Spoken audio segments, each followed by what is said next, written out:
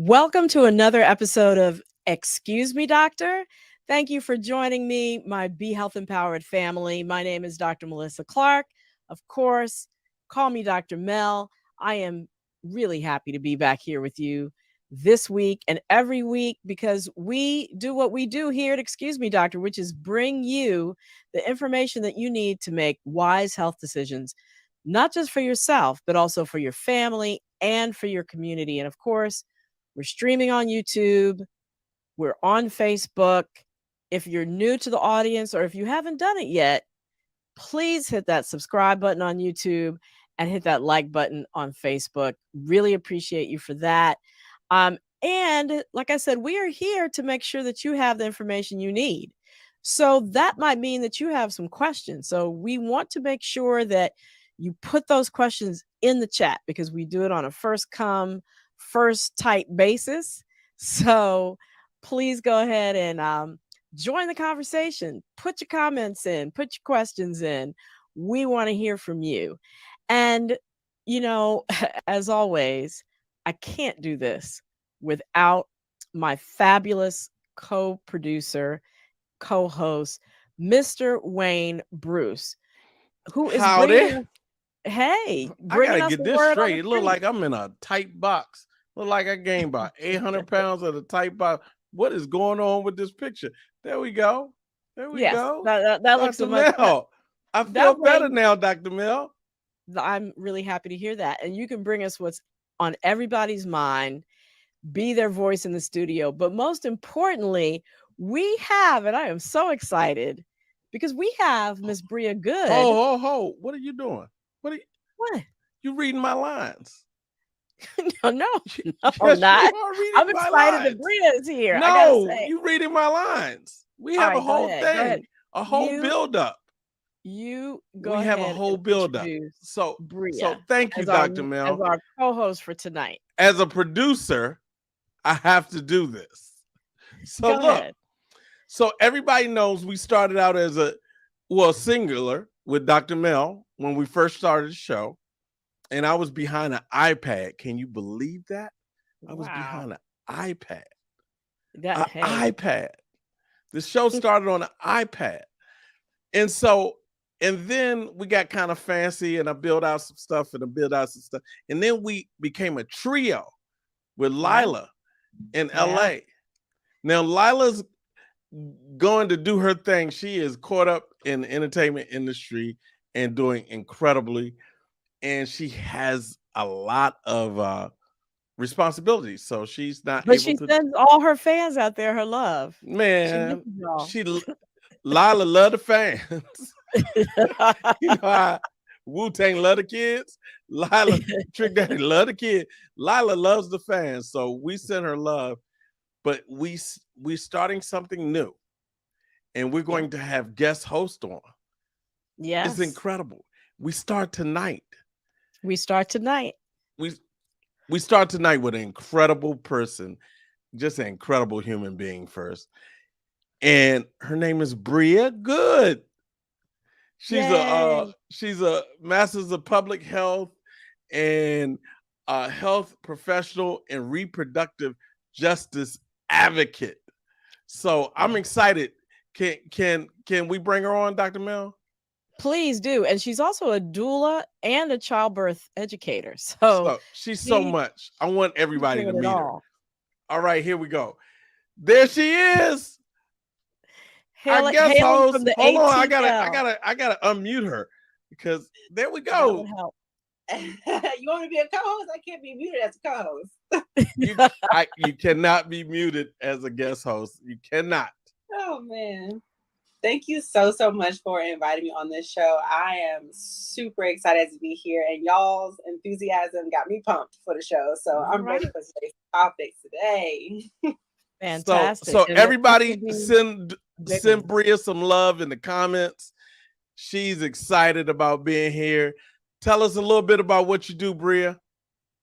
Yeah, so full-time, I'm a research manager at a nonprofit based in California. It's called IBIS Reproductive Health. I do a lot of research on reproductive access across the nation in different countries around the world. And as Dr. Mel also mentioned, I also do am a doula and childbirth educator. Just trying to get my full hands in the full reproductive spectrum. So very, very excited to be doing the work that I am right now. It's a little hectic, as everyone knows, but it's We great. know what's going on in the world of reproductive health in these United States. So we are glad that you have taken time away from that to be our co-host tonight. So all right. welcome. So we just got to go into it. We got to kick it off because this show. I mean, you came in at the right time, Bria. It's an incredible show for tonight, Dr. Mel. We are going to be talking about, is race real? Is the concept of race, quote unquote, biologically real? Are there, quote unquote, racial differences in health that are a result of genes, racial genes, right? So we're going to be unpacking race here tonight. We have an incredible leading human geneticist who's going to answer if being white or Black is a genetic thing and the role that plays in our health. It's going to be a lit discussion. So wow, that's incredible. That's incredible, and she's a pioneer in her field. I'm excited to have her on, man. I'm so excited, and like I come from a sports background, watching sports. And way back in the day, people actually believed that Black and white people were different, that we were born with a special high leg muscle that made us. High pain tolerance. We know that guy, right? Exactly, Bria. Yep. And we know that commentator got fired, but Yeah. But anyway, please share this episode right now. Stop what you're doing. Share it with everybody. Anybody who's ready to get their mind blown with this discussion, and hear what a human geneticist really has to say about whiteness, Blackness, and how our DNA fluidly interacts with our world and even our spirituality. We're going to get into it. All right. But before we get into it, we have to go to the recap to see what's going on in the week that was. Yeah, man. Dr. Mel, we got to talk about this COVID update. I feel like every month, every year, COVID's like, I'm back and I'm gone and I'm back and I'm gone. So tell us a little bit what's going on with COVID right now. Well, the I'm back kind of thing with COVID is because we have not yet mastered that concept of we got to wear masks when we're indoors. So we're just spreading it willy-nilly. Cases are going up. Hospitalizations are going up. They climbed another 5% since last week, specifically the hospitalizations, 6,400 a day. Luckily, the deaths are still holding steady, about 375 deaths a day. Still terrible, but steady. And then, most areas of the country are in a moderate to high level of COVID transmission. So govern yourselves accordingly if you don't want to get COVID or don't want to get COVID again. Wear your mask. Just put it on. Indoors. Yes. You can breathe, I promise. Wear your mask. Yeah. So, Dr. Mel, the next topic is the bounce back. I mean, President Biden they were reporting that he's no longer testing positive and he was free of COVID, and then the bounce back. Boom. Yeah. So this is a thing, and I also want to roll in here about how long we're supposed to isolate when we have COVID, right? So the CDC says 5 days at home unless you're very sick, and then it's 10 days. However, several studies are showing that many people with COVID-19 remain infectious well into the second week of symptoms. So past that 5 days, at least 1 in 4 people are still infectious at day 8. Mm-hmm. So that all supports that 10-day isolation period. So if you have the luxury to do it, stay isolated for the 10 days. And if you come out at 5 days, really the CDC is saying wear a well-fitting mask. You should be still masked. It's not like 5 days are up, oh, I'm back out here with my full face. And then Paxlavid, which is the medication that President Biden and many other high-risk individuals take when they get COVID, is 90% effective at keeping you out of the hospital. So it's great. But there's this risk of rebound. So a lot of people have said, oh, President Biden got COVID twice. He didn't get it twice. It just sort of got suppressed by the Paxlavid. And when he stopped the Paxlavid, it came back. And when it comes back after the Paxlavid, studies show that you are still infectious. So he really needs to isolate for that full 10 days. And his doctors may actually put him on another 5-day course of Paxlavid so that it wipes the virus out altogether. Wow. So for us, what does that mean for us? To be on the safe side, if you're COVID positive, take your antigen test or your home test, because that's a good test to say, I'm free of the virus. So take that. If it's negative, you can go back out. But if not, you should continue to isolate for the full 10 days.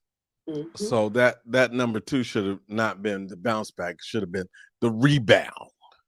Right. The rebound. There you go. It's the rebound. We must For talk. your sports, as a sports fan. Yeah. As a sport, we must talk to our intern. Yeah. They have to get it right. Yeah, exactly. What are they doing? What do we pay them for? What's going on? The fictional intern. Anyway. Man, as they say sometimes, hide your kids, hide your wife, because ain't nobody safe out here from COVID. So please protect yourselves. Yes, so exactly. Dr. Mel, this is another thing that's been popping up amongst my friends and my community is vitamin D, right? So everyone's taking vitamin D, talking about it'll keep me healthy, it'll keep me safe. But is vitamin D one of those things that you can take too much of? Well, absolutely it is. Actually, it's one of the vitamins that sticks around in our fat. So the more we take it, the more it accumulates. And we heard that a British man ended up in the hospital with vitamin D toxicity, abdominal pain, nausea, vomiting, diarrhea, because he had been following the advice of some private practitioner that he went to, who put him on this dose that was hundreds of times higher than the standard nutritional recommendations. Now, we do still need to get vitamin D every day. It's essential for our cells to carry out multiple duties. And when they're low levels, it's associated with everything from diabetes to falls in older people. So the thing is, folks with darker skin tend to be low in vitamin D. You can get it through getting 15 to 30 minutes of sunlight a day, through your diet, like eating fatty fish, or through supplements. But if you're going to be taking supplements, it's important to do that under the care of a physician who can check your levels and make sure that you're kind of staying on pace and give you a recommended dosage to take if it's low. That's real smart. I think that's really, really smart, because people just taking vitamin D every day, all types of things, right. No advice, no nothing. Taking vitamin D, C moss, taking vitamin. They just taking stuff. Yeah. So yeah, that vitamin D specifically, though, it's good if you get your levels checked and followed and put on a specific dosage that's right for you. Okay, so is that a question we're gonna have to ask the geneticist about vitamin D, or is that something you can answer? Why we are low in it? Why? Oh yeah, it's because we who have darker skin, who are from the equator where the sun shines more year round, we evolved so that we would get vitamin D based upon the fact that there was lots of sunlight. But as populations migrated to the north, where there's less light, lighter skin became an adaptation so that they could continue to absorb the amount of light that's needed, because melanin blocks sunlight absorption. And so now if you take somebody who's darker skin and put them in colder climates, temperate climates where there's less light, then they're going to be blocking light that they really need to be able to keep up with their vitamin D levels. So that's essentially, that's the deal. See, we get it all here, Dr. Mel. So look, we had our show on diabetes, and it was Yeah. really popular. It was Really great. popular show. And I told the story of my family like having sugar, but we're finding out now that diabetes is really expensive to have, disease to have. Yeah, because the cost of insulin has been doubling in the past 10 years. Over 1 million Americans spend more than 40% of their income just on insulin. That's crazy. And so people with type 1 diabetes, that early onset childhood diabetes, that's because you're born not making enough insulin or not making insulin, period. So you need insulin from the outside. But the type 2 diabetes, the type that we talked more about on the show just last week with Dr. Gail Bland, tune into it, go back and watch it if you haven't, because she dropped a whole lot of really, really key knowledge. But basically, if you have type 2 diabetes, which just means that you make insulin, but just not enough for your body, you can decrease your insulin requirement by eating a plant-based diet, or other eating plans like the Mediterranean diet. And she talked about what that was. And the beautiful thing about it is when you do that, it also helps your body in other ways that just taking insulin doesn't. So it's great for your heart health. It's great for decreasing your risk of stroke, your weight. So all those things get helped by sticking to a nutrition plan that works. You might still need insulin, but you probably will need less. So that's really important to keep in mind, even though it might be more challenging. In the end, it's cost effective and healthier to stick to a nutrition plan. So you can reduce your costs just by eating better. Correct. Yep. I'm with You got that. it. I mean, Hey, talk about plant-based diets with the Black community. That's a little touchy subject, right. Right. Well, got to cut down on that salt, cut down on that sugar, and up your vegetables and fruit. And yeah, that's the key. So what time is it? What time is it? We can never guess. It's Right. The weekly debunk. time for the weekly debunk. Stopping misinformation in its tracks. All right, Dr. Mel. So all these things are coming up in my conversations with people. And so Dr. Tracy Twitterfingers messaged me this the other day and said, how can you put that poison in your body, girl? They're trying to kill off people with that COVID vaccine. But Dr. Mel, not Mel, nor anyone in my family is going to take that. So they're saying that not them, not anybody in their family is going to take this vaccine. Wow. Said, I don't know about that one. Excuse me, Dr. Mel. Is that true? Is it really poison that you're putting in your body? No, it's not true. Millions of people now have taken the COVID vaccines over the past 2 years, really. It's actually a little more than 2 years when you consider that the trial started in June of 2020. So the vaccines have really undergone and will continue to undergo the most intensive safety monitoring in the history of the United States, including by multiple African American scientists and doctors. And more than many foods, supplements, medications, vaping chemicals that we voluntarily put in our body, right? There's no poison in them. What's basically in them is the genetic material from the virus. As we're going to hear tonight, genetic material is the building block of life. It is not poison. And it is the building block from viruses to dogs to cats to humans, and beyond. So that genetic material is the pattern that's used to make the spike protein so that our body can react to it and make antibodies. The only other things that are in there are fat, which your cells are made of, and it helps to protect the genetic material, the messenger RNA, by providing that greasy exterior that helps it slide into the cell. Salt, like table salt, to help balance the acidity, to make sure that it, fits in with the acidity of your body. And then sugar. like table sugar to help maintain the shape of the molecule. So vaccines are helpful to reduce symptoms of COVID if you get exposed to COVID, shorten the period of the time you can pass it to other people, and lessen complications, like a study that just came out that shows it lessens complications after having COVID from things like stroke, other long COVID symptoms, and diabetes, for example. So, yeah, no poison there. Please Wow.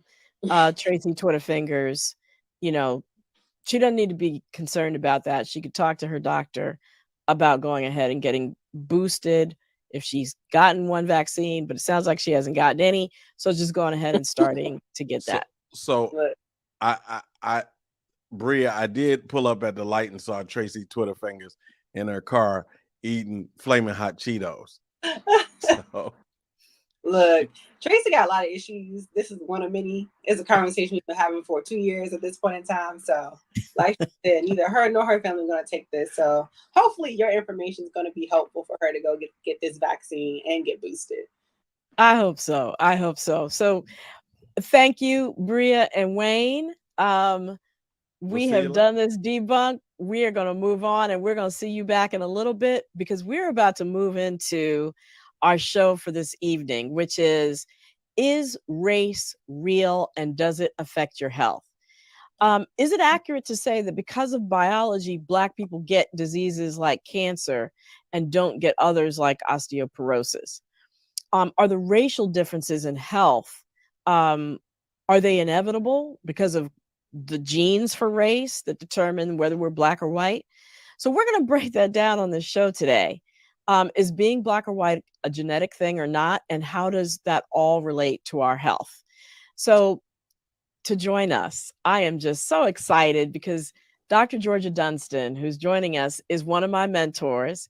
She is a human geneticist, professor emerita at Howard University College of Medicine, where she was the founding and former director of the National Genome Center. Her work in genetic variation in people of African descent has earned her multiple awards. And now she's the founder, president, and CEO of the Whole Genome Science Foundation, which is a 501c3 organization that was founded to advance human genome research education. Welcome, Dr. Dunston. Thanks so much for joining us on Excuse Me, Doctor. Welcome. Thank you so much. I'm delighted to be with you this evening on this program. Wonderful. So, look, we have to frame this discussion by first starting off at the basics. What is DNA and what is the human genome? Can you explain that to us? Well, first of all, DNA stands for the name of a chemical, and that chemical is deoxyribonucleic acid. And that has been abbreviated for the acronym DNA. It is a chemical that is found in all cells of our body. It's what we call an information molecule. It's a chemical molecule that contains information. And the information that it contains is information about our inheritance. It is our genetic information. DNA contains information that's in the cells of our body. And this information is not only about our identity, who we are, but it is also information about how a single cell makes proteins that are the workhorses that's used to make all the parts of our body. Wow. And I actually have a slide. If our producer can bring up that slide, it's often said that a picture is worth 1,000 words. And anybody who knows there we me, go. I need a slide because I've been told Don't have time for 1,000 words tonight. But I put this slide up because I wanted to show the relationship between DNA, our bodies, and how that's related to diseases, and how that's related to different population groups, and how it's ultimately related to the whole of humanity. So just let me say, within our bodies are made up of cells. The cells are the units, the smallest units of our body. Every cell that has a nucleus, and that's essentially all of the cells, except mature red blood cells. They do not have a nucleus because they throw out their nucleus. But the trillions of cells in our body contain a nucleus. Inside the nucleus is the DNA. The information inside the cell for how the cell makes the products that the cell needs in order for cells to become tissues, tissues become organs. Organs like our heart of and our body. liver and our brain and our skin, right? Yes, very good. And I like to say different tissues work together to give the different organs, as you said, the liver, the heart. The different organs work together to give different systems. So we have our nervous system, we have our immune system, and we have our skeletal system. The different systems work together to give us whole individuals. Each of us is a collection of different systems that are made of organs, that's made of tissues, that's made of cells, that's made of DNA as our inherited material. But so our definition doesn't start at the boundary of the skin, since we're going to be talking about race. So DNA is also involved in how different individuals are grouped together. And we're grouped together in families. All of us are in families. Families are not random. Families make up different populations, and different populations together make up humanity. So and that is incredible, Dr. Dunston. That is an incredible way of taking us from the cell all the way to humanity. And I want to just jump in here because I have heard you say that the story of the human genome, which is a collection of all our DNA, is an African story. Mm-hmm. Why do you say that? Because the oldest skeletons of what we call modern humans have been found in Africa. So the oldest skeleton, which contains DNA, the oldest modern human forms have been found in Africa. So all human beings come from the roots of humanity in Africa. And I think that's an important point to make, because then that means that people who are of African descent, first of all, that's all of humanity, but people who are of direct African descent have the most variation in their DNA, right? Yes, but it's the data show that African people have the greatest amount of variation in their DNA. Okay. Right. All humans, the DNA is tremendous variation. Keep in mind, when we start talking about race, we are talking about often people that have their origins from the different continental regions. And we have based our concepts on those similarities from racial groups. However, keep this in mind, that the amount of variation within each group is greater than the variation between groups. So what I'm saying is that all groups have tremendous variation. African people of Africa have the greatest variation, which is related to their antiquity, oldest humans. So since variation occurs over time, the longer you have been around, the greater the variation.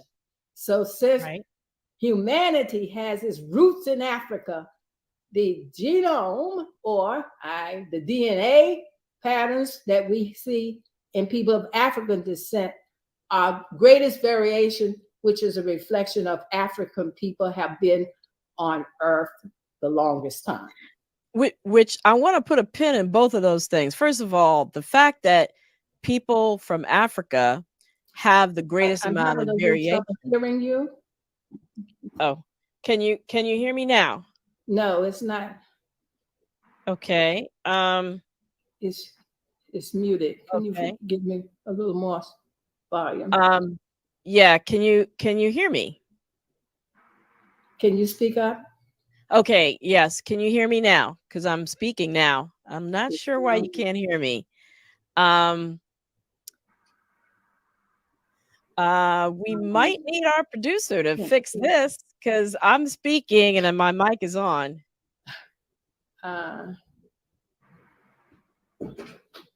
Okay. I can't hear her.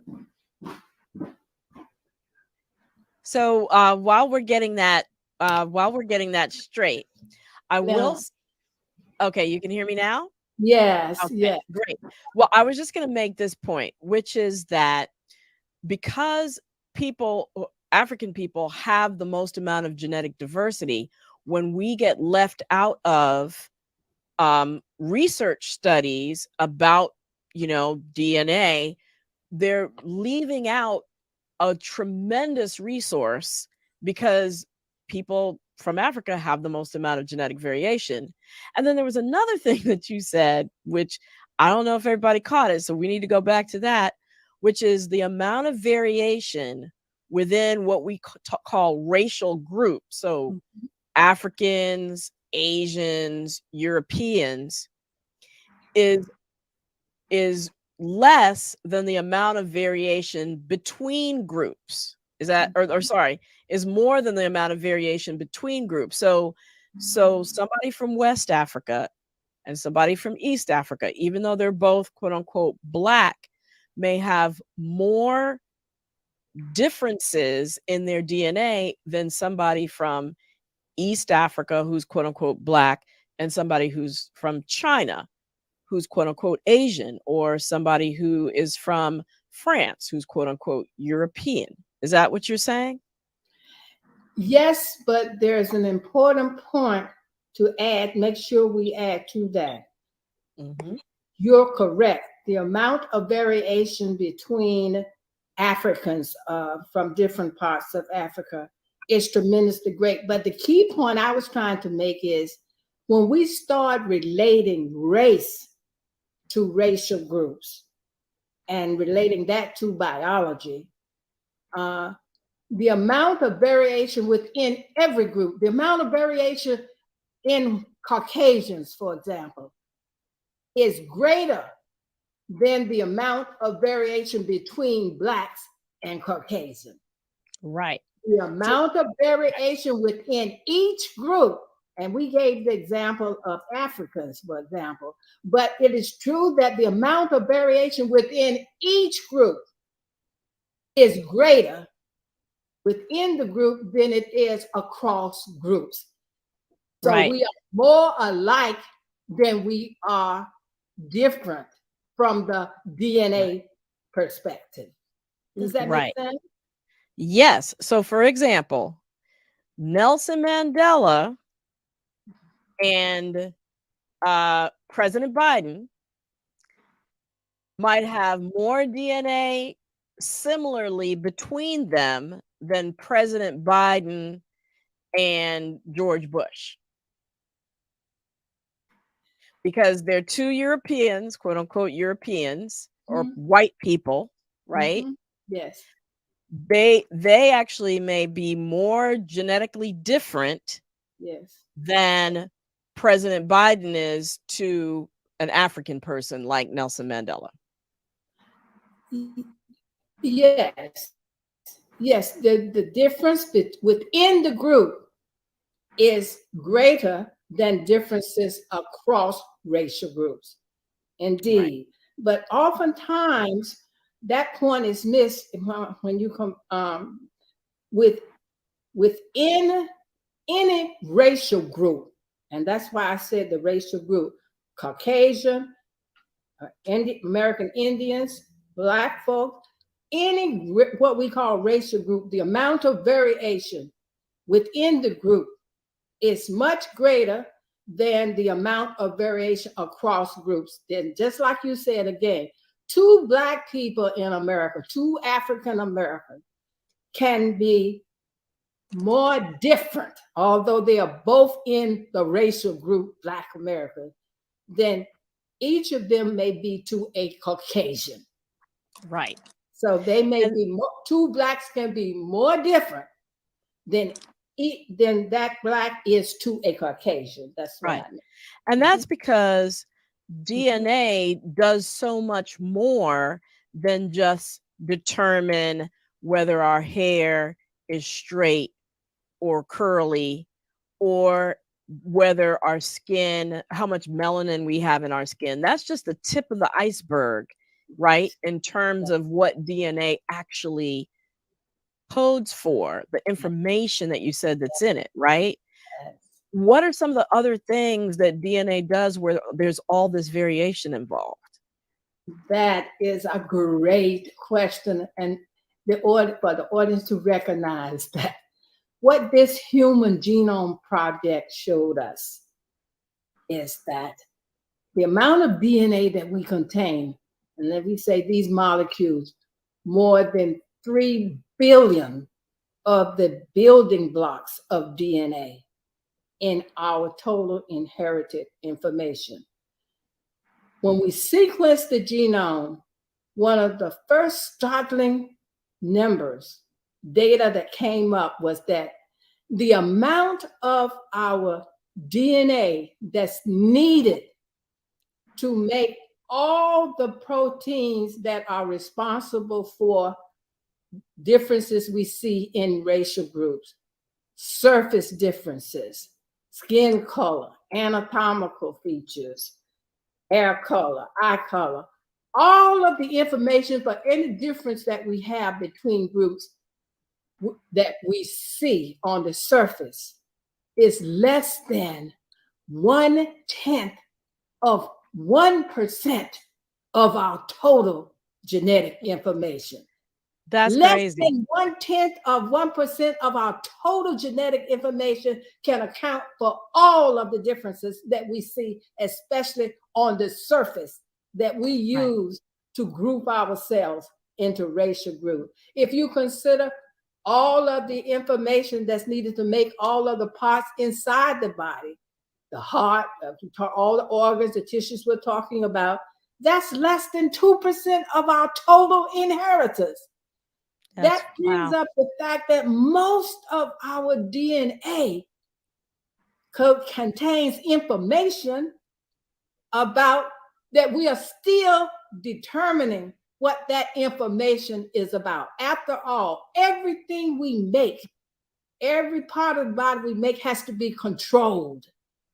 And there's a lot of information in our DNA that is used for controlling what we make, or what we call regulatory DNA. My point is, the information, the DNA that's used to make everything that we use to categorize ourselves in racial groups is less than 1/10 of 1% of all that information. So how does, we've heard a lot, it's kind of in the popular science that, when we are exposed to a trauma, and then we give birth to a child, there are changes that can happen in our DNA that then get passed on to that child. Can you just tell us a little bit of how does our DNA get changed by trauma, and how does that get passed on? That's an excellent question too, because it's very important that we recognize that our environment plays a big role, not only in what our DNA molecules look like or their sequence. A DNA molecule is a sequence of the building blocks. And my point is that environment plays a role in how that information in DNA is turned on, turned off, and that influences all the systems of the body. So all of the systems can be influenced by the environment. So you talk about trauma and microaggression, especially as we try to understand what's the biology behind the experience, for example, that we as a people have had from years of slavery, which can surely be looked at in terms of trauma. And so there's a big interest in how much of that experience is reflected in the DNA that is associated with diseases that we see in African Americans, for example. So this big area we call epigenetics, and changes that can occur in DNA that gets passed on from one generation to the next, or certainly from one cell to another. So there are a few diseases like sickle cell or cystic fibrosis where there's one gene that has a variation that's found more in people of African descent or people of European descent, for example. But the vast majority of diseases, is what I'm hearing you say, are more influenced by the way that our DNA interacts with our environment and how we interpret our environment, right? And our diets and the things that bind us culturally. So we might have more in common culturally with other African Americans in this country than we have genetically. And the way that we respond to our environment that's determined culturally and what has happened to us, as you mentioned, our history, that puts us at greater risk for certain diseases. It's not necessarily purely the fact that we have the same genes or exact same genes. Would that be a fair summary? Yes, that's a very, very big area of very active investigation, is how does the environment influence our DNA, our inheritors. And we know that, I want to say, we use terms like cystic fibrosis. That's a disease. Sickle cell anemia. That's a disease that we find higher frequency in Blacks. And thalassemia is another blood disorder that we find in Mediterranean, higher frequency in Mediterranean people. It is very important that we understand there is no one-to-one relationship between a gene and a disease. Every disease is very complex in terms of its genetics. There are many genes, hundreds, and possibly even thousands of genes that can be involved in producing that disease or that we're talking about. You talk about, so keep in mind, there's no one-to-one. So it's not a gene for cystic fibrosis. There's no gene for breast cancer. There's no gene for hypertension. Although when it's reported, and maybe the public, and when they talk, we found the gene for hypertension. Right. But what you found is a gene that plays a role in the expression of that complex disease. So And I can't believe that we having such a rich discussion, but we have to get the audience in here. So I got to bring back Wayne and Bria because they're going to be bringing in those audience comments, those audience questions. I can't believe that there's Wow. nothing going on in chat. So The chat is going crazy right now. Chat is crazy. Chat is crazy. all right, I'm what do we have? Dr. Dunston. It's so much incredible knowledge. Thank you so much. We're learning Thank you. so much. Bria. Well, let's kick it off with the first question. First question today comes from Maria Sendos, and this was sent a little bit earlier, so they were on it quick. The question is, how do we account for such high European percentages in most African Americans when it comes to health and well-being in conjunction with race? And how does this affect us, essentially, especially since phenotype may not necessarily coincide with genotype? okay, Long- please, can you repeat? How do we account for, what was that question, the beginning of it? Yeah. How do we- How do we account for such high European percentages in most African Americans? Yeah, let's answer that first. Yes, well, all we have to do is look at what we call the population history of African Americans. If we're talking specific about African Americans, the genome of Africa on average has about 25% European genes. By European genes, we mean genes that, and keep in mind, a gene refers to a DNA sequence, okay? A DNA sequence. And genes differ based on the order of the building blocks in that sequence. Mm-hmm. So when we say 25% European genes, it's not like there is a one-to-one relationship between the gene and European. Keep that in mind, first of all. So the point I'm trying to make is the population history of African Americans, our tremendous admixture with Europeans that's tied to the history of African Americans in America. We know the social history there of the mixing of the interaction of the slave holders with the slaves, and so there's entry of European genetics into the African gene pool. We also have a mixture with American Indians. Many Blacks will know, they know from their history, we got some Indian in our American Indian Right. in our family.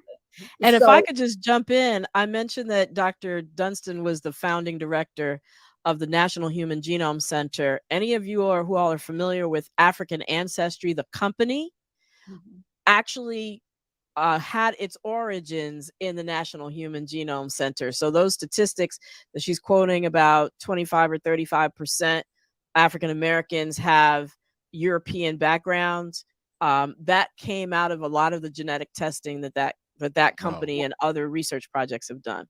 Let me correct you there, because we Okay, are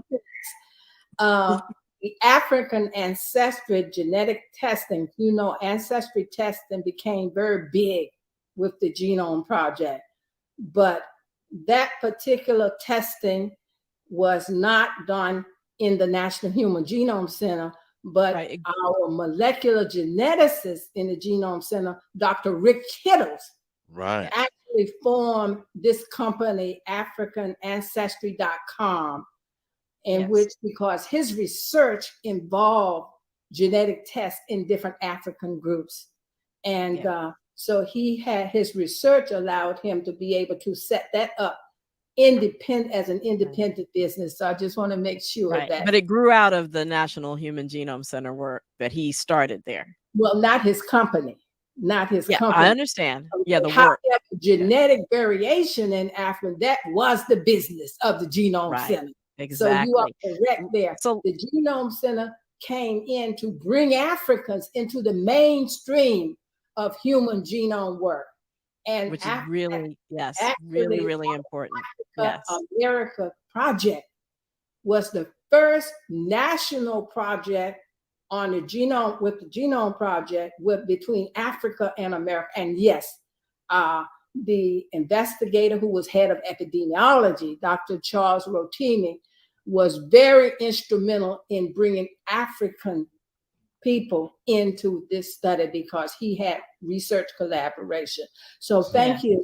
The National Human Genome Center, yes. I want to make sure that we get in some more questions though, but thank you for that. So that we have another question. This question, it follows that line, comes from Valerie Spalding Parker. She says, how accurate is Ancestor DNA and other similar tests? Ancestry DNA, I think she was. Accurate in, I'm not quite sure how much. I think what she's saying is, when you get the test result and it says that, your mother's mother's mother's mother, came from the Balanta tribe, or another company might tell you you're 50% Yoruba and 20% Awe, and so how accurate is that information they give you? And that's a very good question, and you have to be very careful. Keep in mind that the accuracy of your information is only as good as your database for how you're determining what the ancestry is. The more accurate DNA from diverse, say, African people, the greater your chance of being able to relate an individual to a given African. Keep in mind, in all of this ancestry testing, it's based on an individual's DNA. The question is, how similar is your DNA when you compare the sequence of a set of genes? And it's not the whole genome that's being compared, but it's a set of genes that we look at. And the question is, how similar are your genes to DNA across the world or wherever your DNA resource? If you got a lot of DNA from different parts of Africa, your chances of being able to relate your test DNA to a place in Africa is going to be greater if you have more resource material from Africa. When ancestry testing came out, most of the resource material that the ancestry people had came from their research and was heavy with European samples and very few African samples. Right. So the accuracy of you, if you will, of any unknown or test DNA was going to be limited to how great your resource for the world's DNA, because all you're doing is matching. You're asking the question in ancestry testing, where in the world is their DNA that's most similar to yours? Right. So we may have to go into the first to do that. Yeah. So I'm sorry to we need to move on because we may have to go to the lightning round. Bria, we're in the lightning round. What you got? Let's go. So you talked a little bit about how we are more similar to other races than we think we are. So this comes from Bonita McNeil. And so they ask, so in terms of organ donor matches, who is a better match? That's again, this is so good. I know.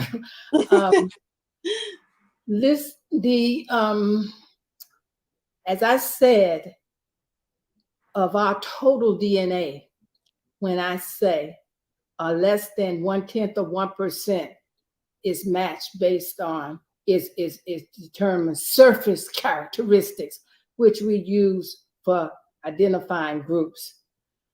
Most of our DNA, we don't even know what all of the DNA does. We can find genes, and we know we have about 20,000, 22,000 genes, but most of the sequence of our DNA, we don't know what it does. Mm-hmm.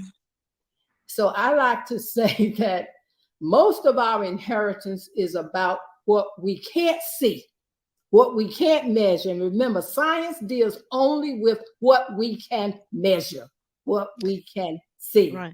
So I'm So saying for the organ matching, the statement that we are more alike than we are different is based on the fact that 92%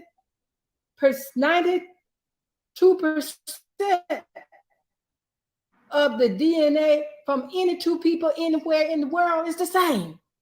Mhm. If you take two people from anywhere in the world, 96%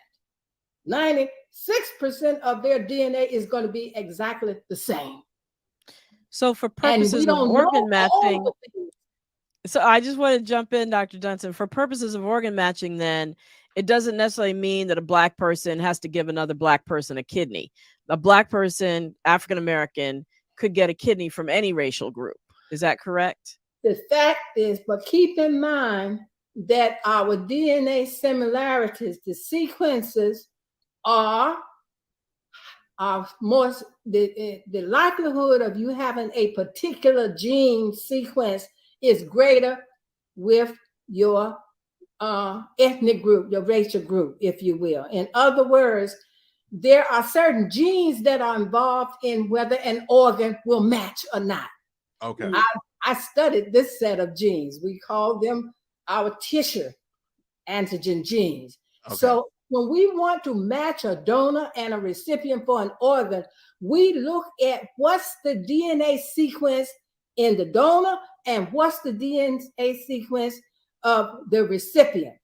And we have found that if you match the genes that control these particular set of genes that are involved in donor recipient matches, you can equate that to the success of the transplant. But yes, if you just take one individual that's Black, that person may be closer to their tissue antigen, might be closer to a white person than to another Black. So you can't match the biology Right. based on skin color. Right. So we're in the lightning round. So Valerie Spalding says we may need part 2. I think we might need part 2. Yeah. I had a follow-up question, and maybe we can answer that in the chat later, and comes from Marie Claire Brown. But I want to get to this one question because it's a great question. Max Gregory Anderson says, what does it mean, dominant and recessive genes? Since we're going along, Gene. That's good. Yes. Dominant means if you have the genes, you can identify the product of the product of the gene will be expressed. It's dominant. Compared to recessive, you can have a gene, but you don't see in your testing methods. But you see, I say that very carefully because now that we can sequence genes, we can literally identify exactly what gene you have. And recessive only refers to its expression in such a way that you can see it. Okay, recessive means that it is not expressed or you can't measure its effect. Dominant is you can measure its effect and you can see it. All right. And that has to do too with, you get a gene from your father, you get a gene from your mother. If one of those is dominant, let's say for hair color, then that's gonna be the one that expresses as compared to the gene from the other parent. So that's also another way you can think of it. All right. Yeah. Well, so wow, this has just been way too short. Thank you so much, Dr. Georgia Dunston. You were incredible with your information. We're gonna have to probably have you back because there's a whole spirituality and DNA piece we didn't even get to. Thank you. What is the rest of that information? What is the rest of our What is the rest of the information? That's gonna be part 2. And thank you so much, Bria Good, for joining us as our co-host. Bria. Fantastic. You were incredible. Of course, thank you to my wonderful producer and co-host Wayne Bruce. I just want to also remind everybody, don't pass up this COVID resilience study opportunity at Howard University. It's totally voluntary, but if you participate and fill out just 2 surveys, you can be compensated up to $100. So any interest, contact my assistant, Dana Harvey, at danaharveyresearch@gmail.com. That's DANAHARVEY research@gmail.com. Y'all, my audience, the Be Health Empowered family, thanks for joining us again this week. Thanks for those fantastic questions you put in the chat. We will have a part 2, so don't give up hope if you didn't get your question answered tonight. And I will see you next week. And in the meantime, please remember, be wise, be well, and be health empowered. Thanks for joining.